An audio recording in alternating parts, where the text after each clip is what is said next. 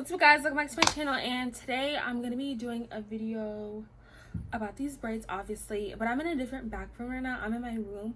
Usually I'm downstairs, but ignore my messy room. If you can tell, it's messy. I need to clean it up, but I still probably won't. But make sure you give this video a thumbs up, subscribe to my channel, and let's get started. So obviously you're thinking about getting knotless braids, and you probably never had them before, so you want to know if there's anything bad about it. So I'm going to start with the cons. Okay, so the first thing when you want to get them done, what I found when I was trying to find someone to do it, a lot of people actually don't do knotless braids yet, or don't maybe know how to do them. So I had to keep searching around and looking on people's websites, because when I kept on going to their website, they didn't offer knotless braid services. So I guess one of the things is actually finding somebody who does it and knows how to do it correctly. Another con is it is more expensive than regular braids, and if you actually have had knotless braids before, leave a comment down below and tell me how much you paid for yours, because I paid $175 for these, and these are like in between small and medium.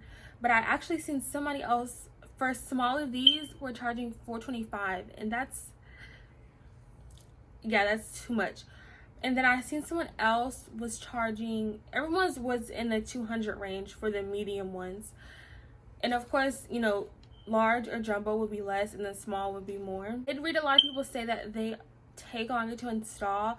So I've had the large ones, large box braids, and they took about maybe 2 hours for her to do it, and these took 4 hours. So they do take longer than regular braids, I guess, because you're not just braiding all the way down. You have to braid the hair first and then add the hair in as you go. So I guess that adds in a lot more time. You can't go as fast because you're not pulling from the root. You're like, if you know what I'm saying, like it's halfway on basically. It's not all the way like at your scalp.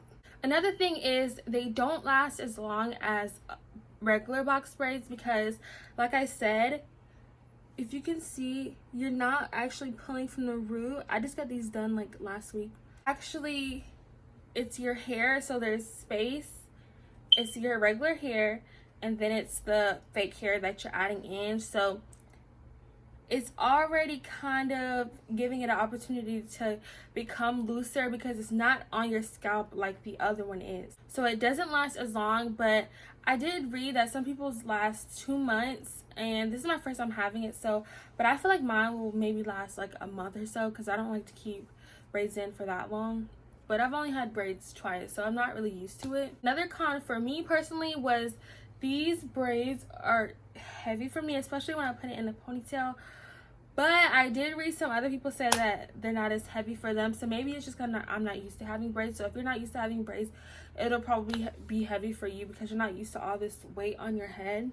Last con I had was when I was getting it installed, I had to hold my head like this, hold the braid while she was like braiding it.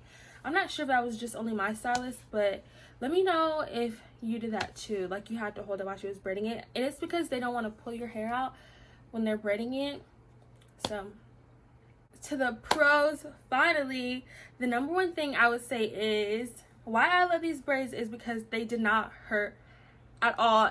Only thing it hurted my neck, because like I said, like it was kind of heavy, but the actual scalp being like pulled, like it does not hurt.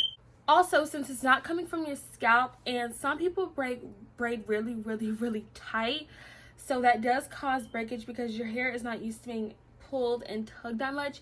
But since it's not coming from your scalp directly, it is not going to cause as much breakage. Good for people that have thin hair, which I have really thin hair, and these worked really well for me.